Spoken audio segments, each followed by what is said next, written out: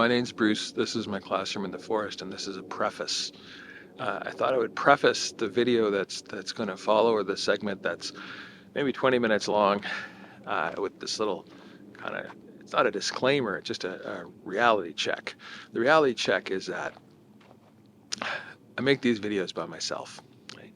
And I'm having a conversation with you, the audience that I imagine, but there's no immediate feedback.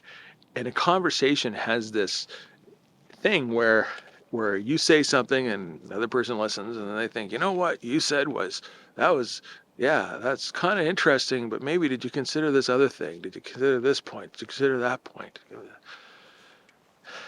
In this conversation that I'm having with you today is I don't have that immediate feedback.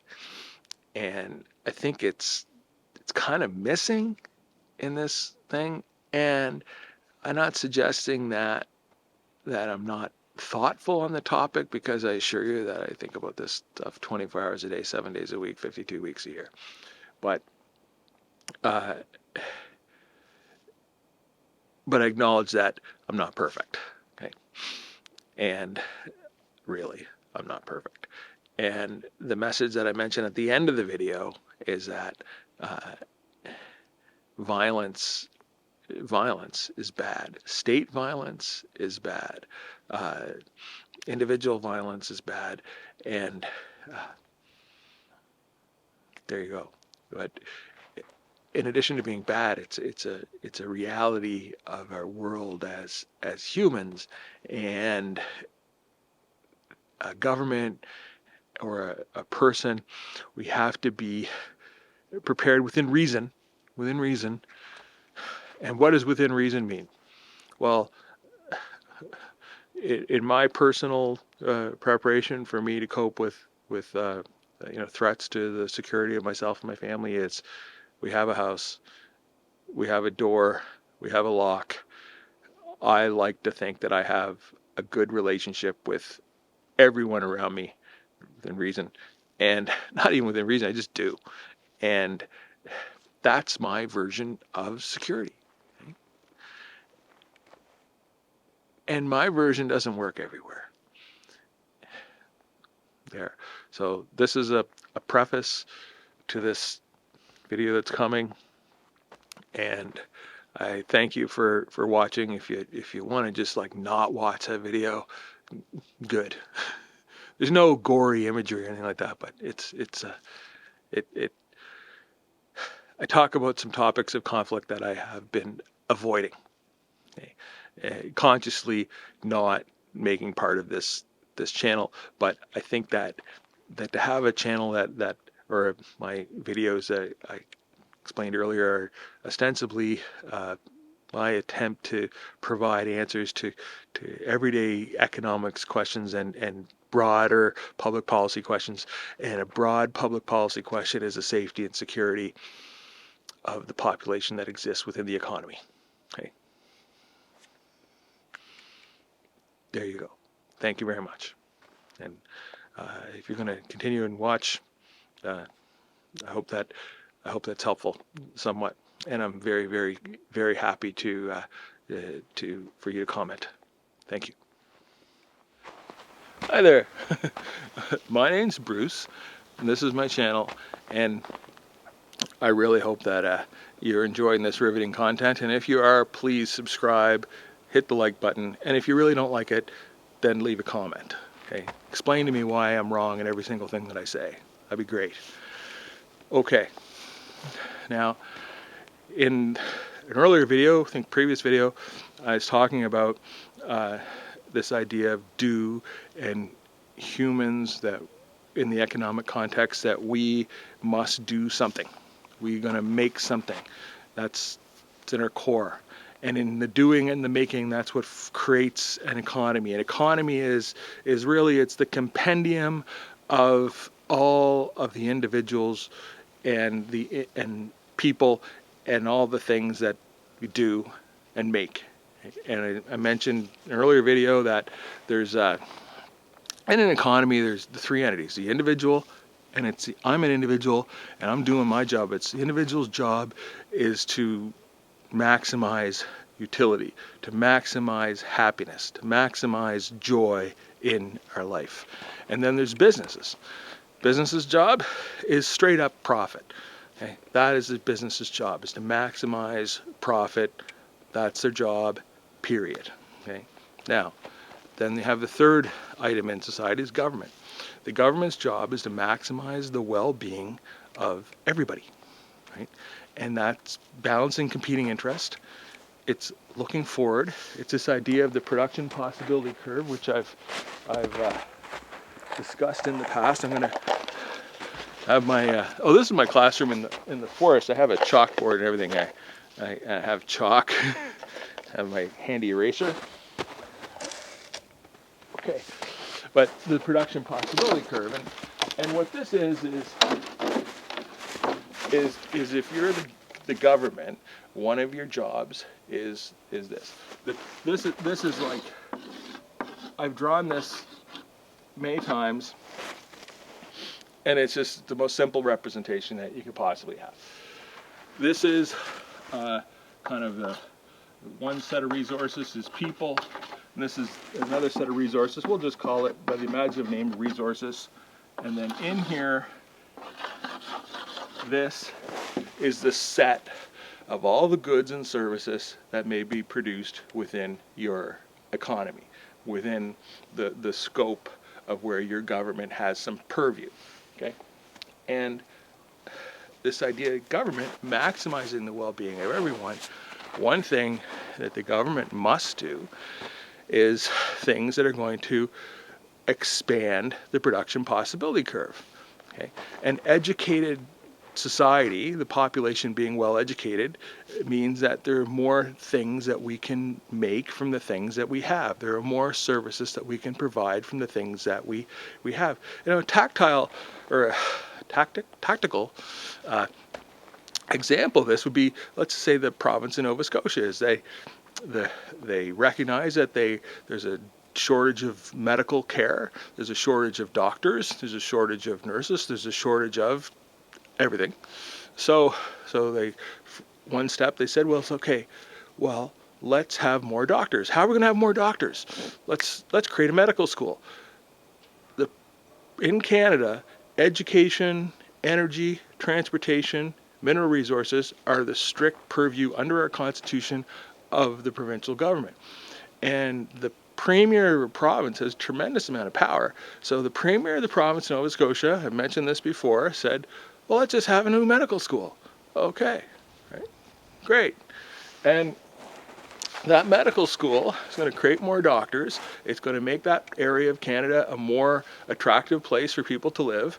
And it's going to expand the production possibility curve. So the quantity and value of the goods that are being produced in the economy will expand. That's what happens. Okay. Now,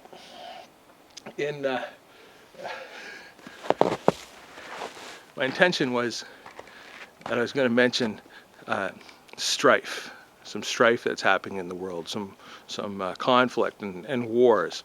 And in a previous video, I discussed the Vladimir Putin's unfortunate, really horrid assault on Ukraine. And now I'm going to talk briefly about the Middle East, or Israel and Palestine, Gaza. And here, where I am on New Year's Eve, I saw protesters protesting the situation in Gaza. And I'll say they were well within the bounds to protest. And I'm going to tell you, is in my view, they're correct. Why are they correct? They're correct because killing people is just not good. It doesn't get any more simple than that. Okay. Now it's a little more complicated in this situation because of the Hamas situation, and there you go. But you want to, when your communication with the people around you in your day-to-day interactions, I don't tell people what to do, but I try to convey positives. I try to be contagiously, relatively happy. Okay? I've said before, I'm usually the happiest person within 100 meters in any direction. And I think that's true. Right? I feel it. I feel happy. I feel happy right now. Although I have a serious version of happiness. Okay, so let's talk about in this economics context. Okay? The production possibility curve. Now we have 50%. Okay? Half the population of Gaza is less than 18 years old. Less than 18 years old. And it's good to have a vibrant young population, but the negative is that we want everyone, we have to improve lives. Right? The government of the area you happen to be, have to focus on this idea of maximizing the well-being of everyone. Okay, now I said a second ago that the protesters that I saw, I believe, are correct. Stop killing people. Now, on the Israeli side, and I hate that side. Jeez, stop killing people. Like, you know. So the Israelis woke up in October 6th and had 1,500 people murdered. Right? 1,500 people murdered. That's a serious deal, and not good. And okay, so then Israel has, like I said, the government has a responsibility to maximize the well-being of everyone. Okay? So if they're faced with a clear and present threat to the security and safety of the people, then that has to be rectified. I mean, their job is maximizing well-being, and at the base level, it's let's live our lives. Okay? Let's be sure that when this child is born, that this child can live a happy and productive life, experience family joy, and contribute to society, and then live into old age. Be 90 years old, 100 years old, 120 years old, how many years old wind up being, but that's it. And what should not happen is someone should not invade their house and kill them. Period. Like, there's no, geez, I shouldn't even have to say period. It's obvious. Okay. So you have, but it's a focus away from happiness and joy in your life, and a focus towards retribution and vengeance of other people's for a real slight or a perceived slight that precipitates horribleness. Okay? That's and you're not going to get much more horrible than what's happening in this area. So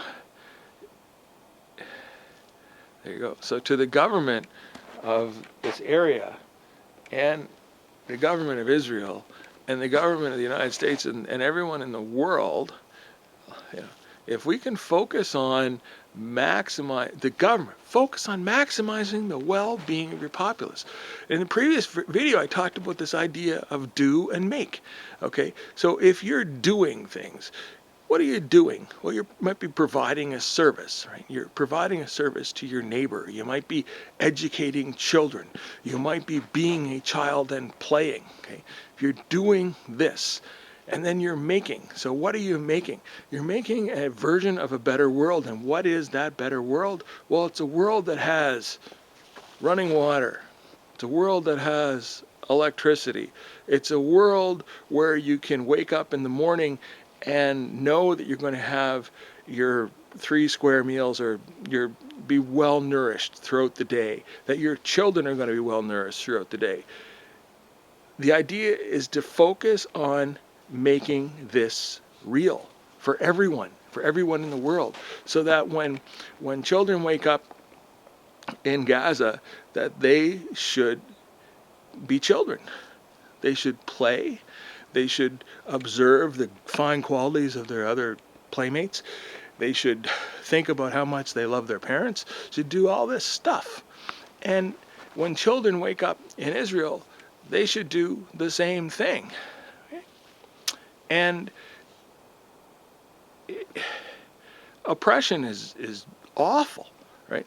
Oppression is when you have a state focused on impeding the populace of their state, or another state like Israel, Palestine, impeding the populace from maximizing the joy that they have in their day-to-day lives, and expressing their ideas freely and without consequence, and in educating themselves on the things that are worthy of educating on. Like I said earlier in my videos, and I'll say it again, is that none of the stuff that I say, except maybe for today, is me. Okay, it's me, but it's a version of me, and the version of me is that I'm given the textbook answer here. Right?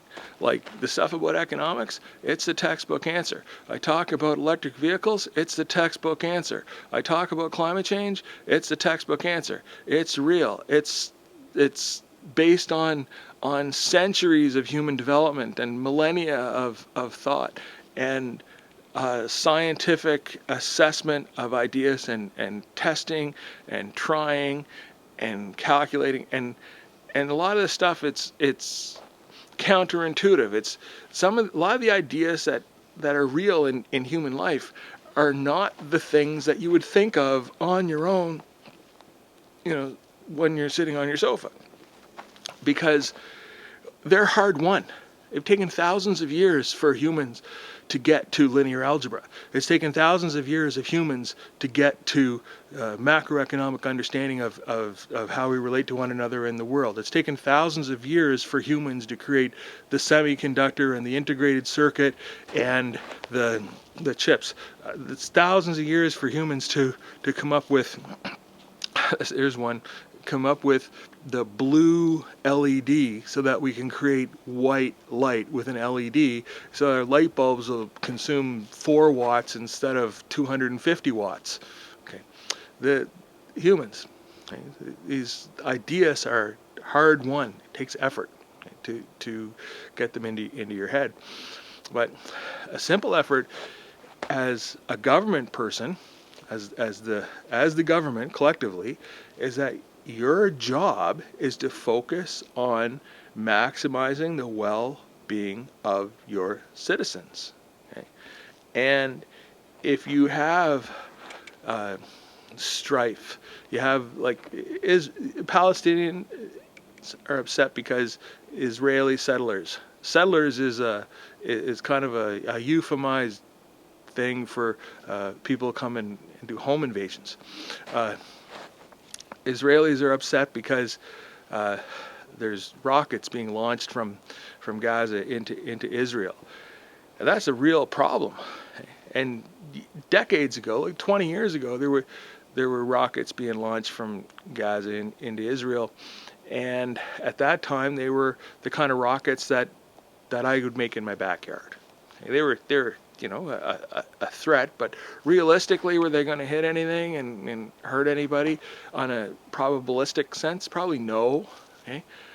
But then what happened was other states got involved, and the rockets that are being launched in Israel now they are a serious threat, and that has to be stopped. This invasion that happened of Israel, which was just a criminal wholesale assault, that can never happen, okay? Never. And the Israelis are in a difficult position because they don't want that to happen, and who would? Okay. And they're in a difficult position now because this has gotten way out of hand way long ago. And whew, that's just bad. So anyway, my name's Bruce. This is my classroom in the forest.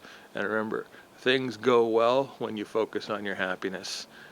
Things go well when the government focuses on doing their job, which is maximizing the well-being of everyone. Things go well when businesses focus on profit. We need things to go well. We can't have things going bad. That's it. This video, geez, I think this is a nadir. It's nadir. That's a word, it means low point, but I get it. This video is not great, and a bunch of people are going to disagree with me, and heck, I disagree with myself. I'll think about this more, and I'll disagree with parts of this tomorrow. But the part that I won't disagree with is that assault, killing is bad.